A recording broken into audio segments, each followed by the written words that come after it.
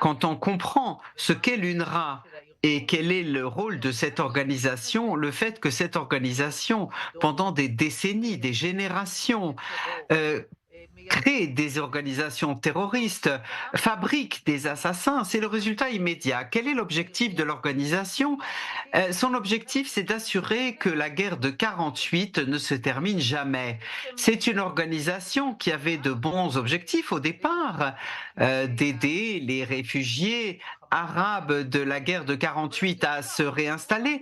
Mais ces réfugiés arabes ont dit non, si on s'installe, ça veut dire que l'État d'Israël existe, ce qui est inadmissible. Et donc, ils ont rapté l'UNRWA et on se sont occupés qu'elle ne se referme jamais, cette institution. Et de génération en génération, on a d'autres Palestiniens qui croient être encore des réfugiés depuis 75 ans et qui ne veulent rien construire pour eux-mêmes, mais juste que les Juifs n'aient pas d'État.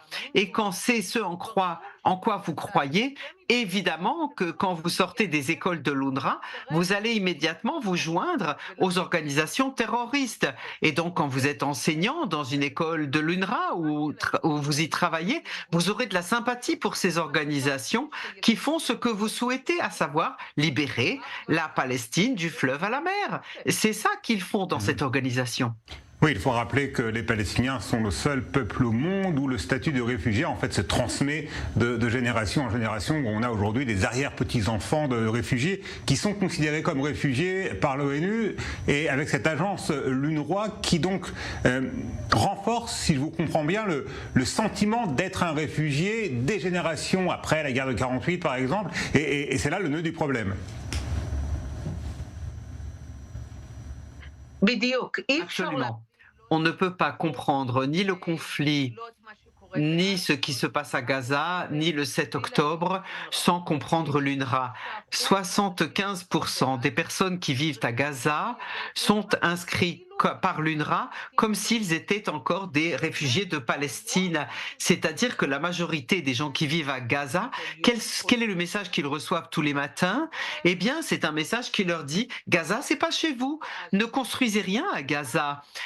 Gaza vous sert pour récupérer votre véritable foyer, qui est la Palestine du fleuve à la mer que les Juifs vous ont volé. Alors imaginez que toute une région, avec des gens qui de génération en génération n'entendent que cela toute leur vie. On vous a volé, vous devez libérer ce qu'on vous a volé, vous êtes des réfugiés, la guerre n'est pas finie.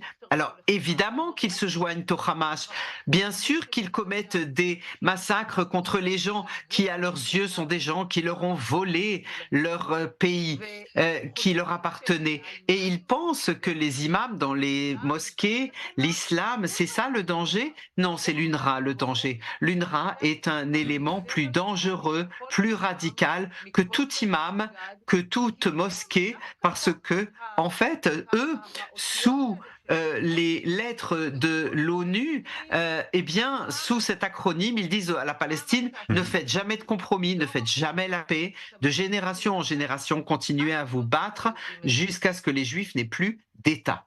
Très rapidement, parce qu'on a malheureusement peu de temps, Einat Wilf, la solution dans ces conditions, ce serait le démantèlement de l'UNRWA, c'est envisageable? C'est un défi complexe, mais il faut absolument le faire parce que dès que l'on comprend que l'UNRWA, ce n'est pas une organisation d'éducation ou de santé, mais c'est une organisation guerrière qui a pour seul objectif la poursuite de la guerre, quand on comprend que c'est l'objectif de cette organisation, on comprend qu'il ne faut en aucun cas le remplacer, mais le démanteler, c'est la seule solution.